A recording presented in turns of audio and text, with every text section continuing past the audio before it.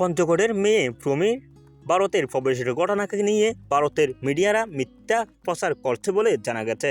তাহলে ভিডিওটি সম্পূর্ণ দেখলে আপনি বুঝতে পারবেন কী ঘটনা ঘটেছে।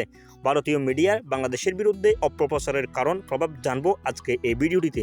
ভারতীয় গণমাধ্যমের বাংলাদেশের বিরুদ্ধে দীর্ঘদিন ধরে চলমান ভুল তথ্য দিয়ে আসছে, রাজনৈতিক, অর্থনৈতিক, সাংস্কৃতিক প্রেক্ষাপটে বিকশিত হয়েছে। বিশেষ করে হাসিনা সরকার পতন, বাংলাদেশের রাজনৈতিক প্রেক্ষাপটে শেখ হাসিনা সরকারের পতন ভারতীয় গণমাধ্যমের জন্য উদ্বেগের বিষয় হয়ে দাঁড়িয়েছে।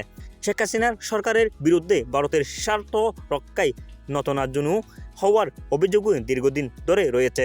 প্রতিবেশী দেশগুলোর সাথে সম্পর্কের ভিত্তিতে বিবেচনা না করে এবং স্বাধীন সর্বোচ্চ রাষ্ট্র হিসাবে তারা অন্যান্য মর্যাদাকে সম্মান না করেই বাংলাদেশ ভারতীয় মিডিয়ার অপপ্রচার লক্ষ্যবস্তু করেছে।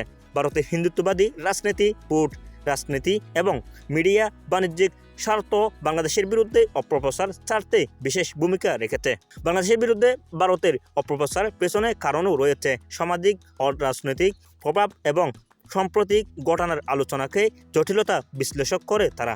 হিন্দুত্ববাদী রাজনীতির আর ভোটের রাজনীতি। ভারতের হিন্দুত্ববাদী রাজনীতির কেন্দ্রগুলো রাজনৈতিক ষড়যন্ত্র, বিশেষ করে রাষ্ট্রীয় স্বয়ংসেবা, ভারতীয় জনতা পার্টি এবং হিন্দু মহাসভা বাংলাদেশের বিরুদ্ধে অপপ্রচার একটি বড় কারণ হয়ে দাঁড়িয়েছে বলে জানিয়েছেন বিশেষজ্ঞরা। তাহলে ভিডিওটি দেখে কেমন লাগলো বিস্তারিত অবশ্যই আমাদের কমেন্ট বক্সে জানাবেন এবং আপনি যদি আমাদের চ্যানেলের প্রথম হয়ে থাকেন অবশ্যই আমাদের চ্যানেলটি সাবস্ক্রাইব করবেন, ফেসবুক পেজটি অবশ্যই ফলো করবেন। আসসালামু আলাইকুম রহমতুল্লাহি ওয়া বারাকাতুহু।